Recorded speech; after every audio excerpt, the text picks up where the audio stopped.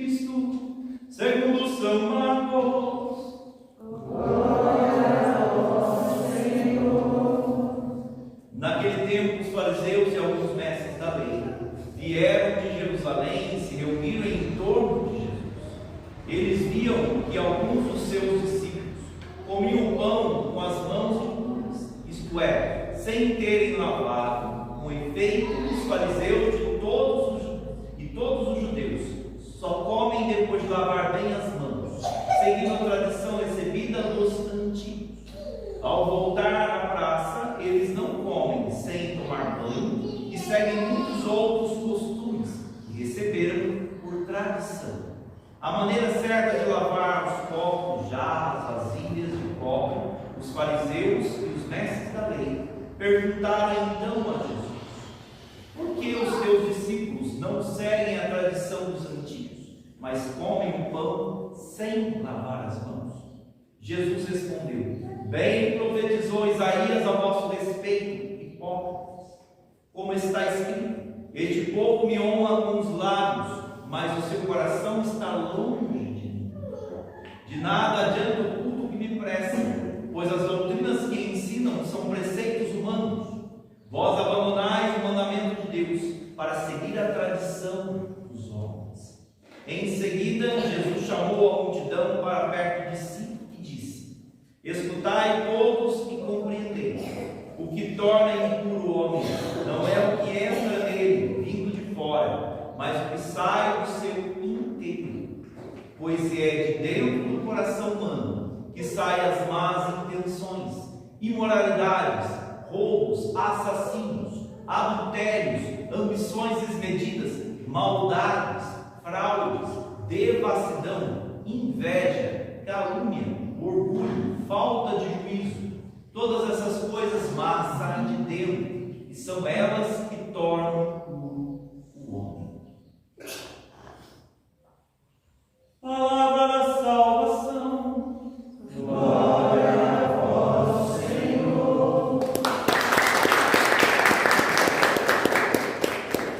Sentados, amados irmãos e irmãs, as palavras do Santo Evangelho, perdoe os nossos tantos pecados e nos conduz à vida eterna. Amados, nesse 22º domingo do tempo comum desse mês em que nós iniciamos o mês das Sagradas Escrituras, aqui nós vemos qual é a necessidade que nós temos de confrontar a nossa vida, o que sentimos, pensamos com a Sagrada Escritura, com a Palavra de Deus. É lógico que a Bíblia não se resume, ou melhor dizendo, a Palavra de Deus não se resume simplesmente na Bíblia escrita. Nós temos também a tradição oral. Primeiro veio a tradição oral, para depois surgir as Sagradas Escrituras. Por isso que nós nos apoiamos em um tripé na nossa fé: Sagrada Escritura, o Santo Magistério e também a tradição. Porque aqui vai dar a base necessária para que nós possamos interpretar bem as Sagradas Escrituras de acordo com aquilo que é verdadeiramente o legislador dessa lei de Deus. O maior bem, aquilo que nos dá os parâmetros necessários, aquilo que é importante, essencial, aquilo que de uma certa forma é algo que foi particularmente necessário para o tempo, não é universal. Quem dá esse parâmetro é o nosso Senhor e Salvador Jesus Cristo. Ele nos mostra exatamente essa realidade.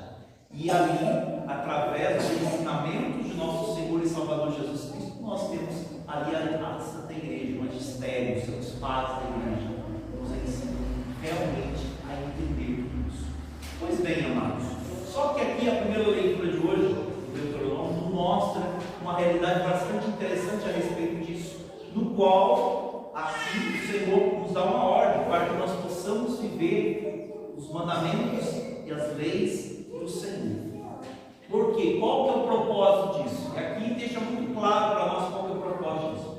Pois qual é a grande nação cujos Deus não estão tão próximos como o Senhor nosso Deus, sempre o invocamos?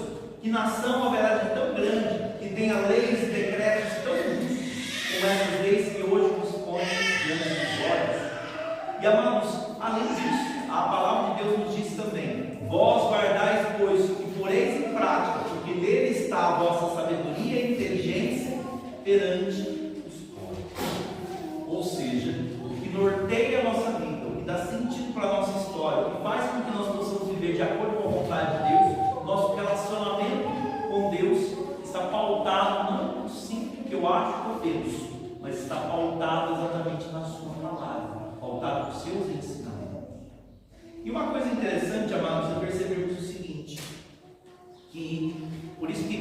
gente olha os mandamentos da lei de Deus, nós vamos perceber que nos mandamentos da lei de Deus estão lá escritos, descritos para a nossa vida, o modo como nós devemos nos relacionar com Deus, os 3 primeiros mandamentos da lei de Deus: amar a Deus sobre todas as coisas, guardar exatamente os dias santos, não falar o nome de Deus em vão, ou seja, aqui é o meu relacionamento com Deus. Depois fala sobre o meu relacionamento com o próximo. E dentro dos mandamentos da lei de Deus, honrar pai e mãe, necessariamente ali fala sobre a necessidade de não pecar contra a castidade, ou seja, os mandamentos que norteiam a minha vida com relação ao próximo. E tem os mandamentos da lei de Deus que norteiam exatamente a minha vida no meu relacionamento comigo mesmo. E aqui entra exatamente a questão também do pecar contra a castidade, também entra a questão necessariamente de nós não pecarmos com relação à mentira ou falso testemunho, todas as outras realidades que de uma certa forma norteiam a nossa vida também nesse relacionamento. Ou seja, repete comigo: Deus deixou para nós suas leis e seus ensinamentos, instrução para que eu possa viver bem. Amados, é interessante percebermos isso como um pai que instrui exatamente o seu filho. Necessariamente Deus não nos deixou à deriva, ou seja, olha, eu já fiz tudo que tinha que fazer para você, agora se vira. Não, Deus nos deixou instruções necessárias para a nossa vida, para que nós pudéssemos viver de acordo com a sua vontade, de acordo exatamente com aquilo que é o melhor para a nossa vida, a verdade. Só que para que a gente possa viver de acordo com a vontade de Deus, é necessário confrontar aquilo que eu penso, aquilo que eu acho, aquilo que eu sinto com a verdade. Por isso que Jesus disse: eu sou o caminho, a verdade e a vida. Ninguém vai ao Pai senão por mim. Ou seja, o que é a verdade? O ensinamento de nosso Senhor e Salvador Jesus Cristo. E amados, é interessante percebermos isso. Por quê? Porque muitas vezes nós podemos cair numa situação no qual vai dizer o próprio São Tiago, na segunda carta de hoje, nos contaminar com o mundo. Ele resume exatamente a prática da religião em 3 coisas. Resume a prática da religião com relação à caridade, o viver exatamente as leis, mandamentos do Senhor, conhecer exatamente tudo isso, e resume também no sentido de não se deixar contaminar com o mundo. E como que nós nos contaminamos com o mundo? A partir do momento que entra um processo que nós chamamos de relativismo. Lá no passado era assim, mas agora já não é assim mais. Mas fulano vive isso, ciclano vive aquilo, e aí a gente começa a olhar para si e dizer assim: meu pecado não é tão grande assim, minhas misérias não são tão grandes assim. Tu veja a vida do fulano, veja a vida do ciclano, e nós começamos a relativizar todas as coisas. Não, amados, nossa vida não pode ser pautada assim de uma maneira tão rasa e tão baixa, ser pautada exatamente nos outros que não quer nem saber, não está nem aí exatamente com nada, não está nem aí exatamente com aquilo que Deus ensina. Não, nossa vida deve ser pautada naquilo que o Senhor nos ensina. E é interessante percebermos isso. Por quê? Porque Jesus então começa a fazer esse processo de purificação daquilo que é essencial, daquilo que necessariamente é o mais importante, das coisas que de uma certa forma são consequência disso. Vamos entender um pouquinho melhor a respeito disso. Primeiro, referente exatamente àquilo que nos diz a lei do Senhor, seus mandamentos. Todas as vezes que a gente lê e fala sobre a lei do Senhor e sobre os seus mandamentos, nos vem algo negativo. Não faça isso, não faça aquilo, não faça aquilo outro, né? A maioria das vezes o que vem na nossa cabeça é exatamente isso. Mas por que necessariamente o pai ensina para um filho para que não faça isso? Filho, não põe o dedo na tomada. Por que ele diz isso? Porque ele sabe da consequência que isso vai trazer para a vida do filho. Por isso que a lei do Senhor, nas Sagradas Escrituras, ali dentro da tradição judaica, é chamada de Torá. E o que significa Torá? Instrução. Um pai instrui o filho naquilo que é certo, naquilo que é errado. Assim também Deus nos instrui por meio da sua palavra. E eu quero dar 2 exemplos práticos a respeito disso. O primeiro exemplo: uma certa vez, um pai ali prometeu para o seu filho que iria levar ele para o circo, ele estava todo empolgado. E aí então o pai, o filho, aliás, todo empolgado, já viu aquela promessa que o pai falou de levar ele para o circo. Só que ele disse: eu só vou conseguir te levar no sábado. Chegou na terça-feira, o filho já estava lá. É hoje que é o circo? Não, é hoje, não, é sábado. E ele todo ansioso com relação a isso, né? Aí foi quase todos os dias perguntando a respeito disso. Aí chegou no sábado, na sexta-feira, à noite ele não conseguia nem dormir direito. Chegou 5 horas da manhã, bateu na porta do quarto, o pai disse: pai, me leva no circo. Eu falei: não é agora, é tarde, vai dormir, né? Descansar, para você estar animado para ir para o circo. Ele não fez isso, ficou ali ansioso, achando que o pai ia esquecer e não ia levar ele no circo, ia acabar não levando ele. E por fim, então, quando chegou o grande momento de levar ele para o circo, levou, chegou lá, e a hora que começou o espetáculo, e ali acendeu, apagou as luzes, acendeu a luz só no palco, aí anunciou a primeira atração do circo, olhou para a criança e dormiu o espetáculo inteiro. Aí o pai só levou para casa, dormindo. Na hora que chegou em casa, o menino acordou e disse: pai, cadê o circo? Eu falei: você dormiu. Aí o pai virou para ele e disse: filho, por isso que eu te falei, para que você pudesse esperar e confiar no pai, porque você não confiou que o pai ia te levar, você perdeu esse espetáculo, você perdeu essa graça. Ou seja, o pai então deu um ensinamento, aproveitou aquele momento para dar um ensinamento, uma instrução para ele. É assim a palavra de Deus na nossa vida, nos instrui o seu caminho, nos mostra aquilo que é melhor exatamente para nós, até inclusive o que é melhor para nós. Às vezes a gente acha e deseja tanta coisa que não é o melhor para a nossa vida, e às vezes acha que a lei do Senhor é como se fosse um estraga-prazer na nossa vida. Ah, mas por que Deus exige isso de nós? Por que Deus quer e espera isso de nós? Porque isso é o melhor para nós mesmos, e nós não entendemos isso, como uma criança birrenta que quer aquilo naquela hora. E amados, tem um outro exemplo que eu acho muito lindo a respeito disso, que até nos ensina a forma como nós devemos às vezes instruir e ensinar. Uma certa vez, uma filha começou a se vestir de uma forma muito ruim, muito mal, hoje é tipo comum que a gente vê, né?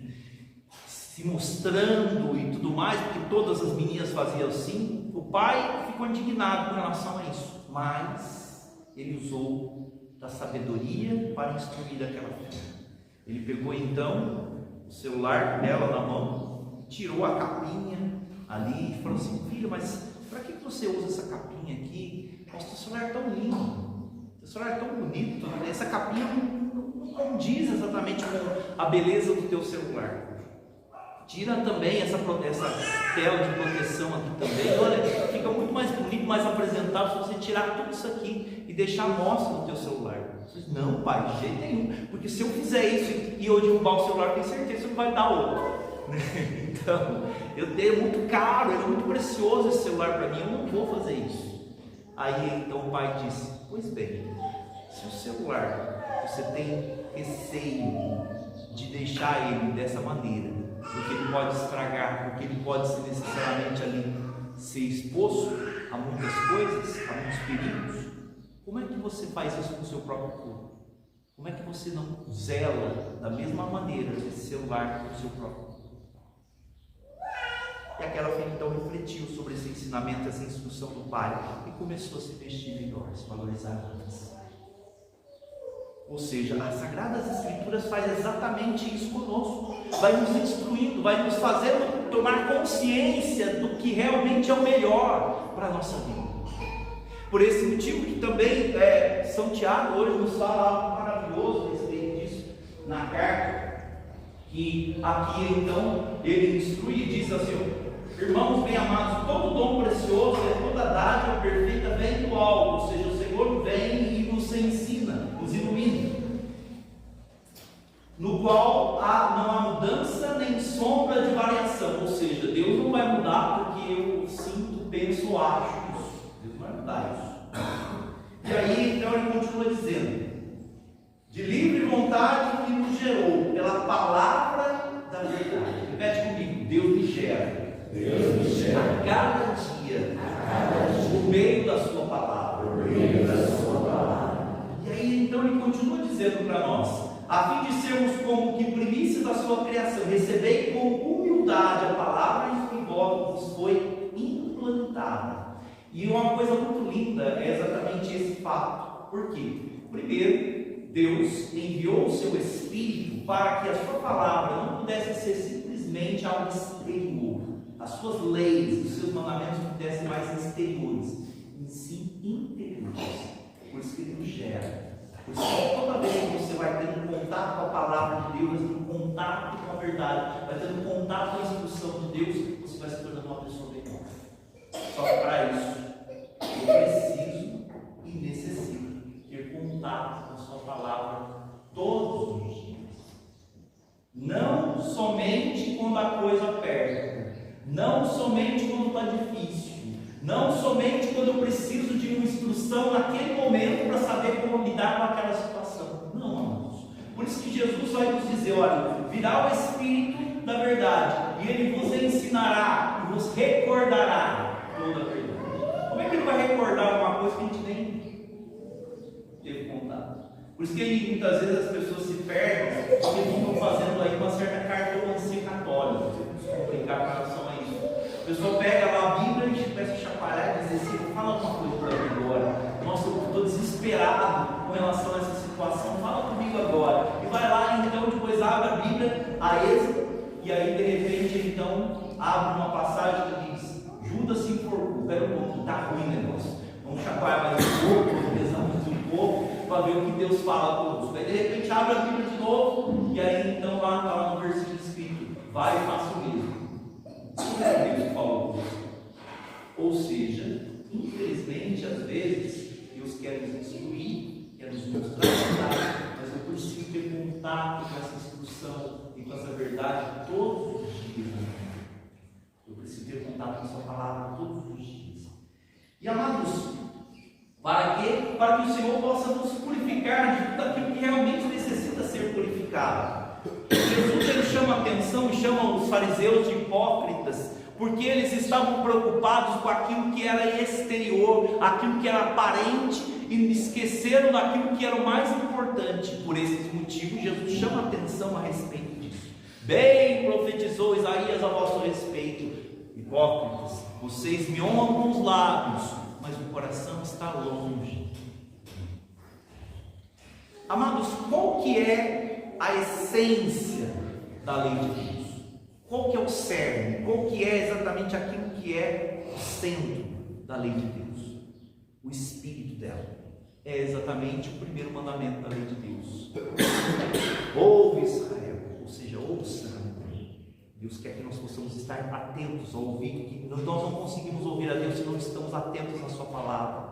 Ouve Israel, o Senhor teu Deus é o único Senhor. Amarás o Senhor teu Deus com todo o teu coração, com todo o teu entendimento, com todas as tuas forças. Aqui está o espírito da lei, aqui está o cerne de tudo isso. Ou seja, se não existe exatamente essa questão de fazer as coisas para Deus, de todo o nosso coração, com todo o nosso entendimento, com todas as nossas forças, tudo se torna cumprir regras e preceitos humanos, como aconteceu com os fariseus. Para vocês terem uma ideia, eles tinham uma lei do sábado, guardaram exatamente o descanso sabático, era tão rigoroso que as pessoas tinham um número de passos que eles podiam dar durante aquele dia. Uma amiga minha trabalhou na casa de judeus, e ali então, no sábado, nem o leite das crianças poderia ser esquentado, não podia fazer nada. Só que o que acontece? Não estou criticando essas práticas, mas assim, aquilo que de uma certa forma vai substituindo o que é essencial, aquilo que é mais importante, por práticas que a gente acha que está fazendo, está agradando a Deus. Mas nós muitas vezes não amamos a Deus sobre todas as coisas, não cumprimos a sua vontade, necessariamente não olhamos para aquelas pessoas que Deus coloca na nossa vida que necessitam ali de ser assistidos por nós, como São Tiago vai dizer, e nos deixamos contaminar por tudo. Ou seja, aquilo que é essencial não está sendo cumprido na nossa vida. Por isso que aí então Jesus reúne a multidão e diz: olha, o que contamina vocês não é aquilo que está no exterior. As práticas exteriores que muitas vezes eles fazem não estão necessariamente os isentando da impureza, mas o que está deixando o homem impuro é o que sai do coração dele. E aqui então Jesus enumera exatamente aquilo que de uma certa forma é o que mais contamina o coração das pessoas. Ele faz um resumo a respeito disso. Ele vai dizer o seguinte: o que torna impuro o homem não é que entra dele, mas não é o que entra nele vindo de fora, mas o que sai do seu interior. Pois é de dentro do coração humano que saem as más intenções, imoralidades, roubos, assassínios, adultérios, ambições desmedidas, maldades, fraudes, devassidão, inveja, calúnia, orgulho, falta de juízo. Todas essas coisas más saem de dentro, e são elas que tornam impuro o homem. Amados, essa passagem também é um exame de consciência para nós, para saber o que está saindo de mim. Mas está saindo do meu coração por quê? Porque é o que eu estou alimentando na minha vida. Aquilo que eu não estou evitando e aquilo que de uma certa forma estou buscando está alimentando meu coração e fazendo com que ele possa necessariamente ter todas essas situações ou muitas dessas situações na nossa vida. É por esse motivo que Jesus fala: olha, Deus quer nos purificar e lavar tudo isso, nos lavar e purificar de tudo isso por meio da sua palavra. Deus quer nos regenerar, como vai dizer São Tiago, por meio da sua palavra que foi implantada em nossas vidas. Traduzindo tudo isso, eu tenho que confrontar, às vezes, situações que eu acho que eu estou tão convicto que, não, isso aqui não tem nada a ver, não, isso aqui eu posso praticar isso, ou de uma certa forma, isso aqui, a minha vida está toda certinha, mas eu tenho que confrontar a minha vida com a palavra de Deus, com a verdade. E aqui eu vou perceber, e a palavra de Deus vai meio que aparando as arestas, vai me purificando, vai me direcionando e mostrando aquilo que é a verdade. Para isso eu preciso ter esse contato todos os dias. E a gente só quer encerrar, lógico que eu me alonguei um pouquinho mais, mas quero encerrar com um exemplo de Herodes, que ouvia São João Batista quando ele mandou prendê-lo e ficava ali totalmente embaraçado com as verdades que ele dizia. Só que isso não mudou a vida dele. Amados, existem 3 maneiras de nós estarmos em contato com a verdade. E aos poucos a palavra de Deus vai nos levando para aquilo que é essencial. Primeiro contato que nós podemos ter com a palavra de Deus pode nos causar dentro do nosso coração um certo embaraço, como Herodes, ficar sem graça. Nossa, eu faço isso. Nossa, eu me iro dessa maneira. Nossa, é isso que eu faço. Pode nos causar um certo embaraço. Só que isso ainda não muda a vida das pessoas. A segunda reação que as pessoas podem ter diante da palavra de Deus é ficar bravos, furiosos. E se esse se deixa levar exatamente por isso, ele acaba necessariamente abandonando a verdade. Mas a terceira maneira pelo qual nós devemos nos colocar diante da palavra de Deus, como vai dizer o próprio São Tiago, é uma maneira humilde, que é exatamente o fato de ter uma contrição no coração, se entristecer por ter pecado, por ter ofendido a Deus, e reconhecendo por meio da sua palavra que eu estou errado, começar a buscar aquilo que é o certo. É por esse motivo que nós precisamos ser instruídos todos os dias pela palavra de Deus, pela verdade. E Deus vai nos regenerando, nos transformando e fazendo com que nós possamos nos tornar novas criaturas. Louvado seja nosso Senhor Jesus Cristo.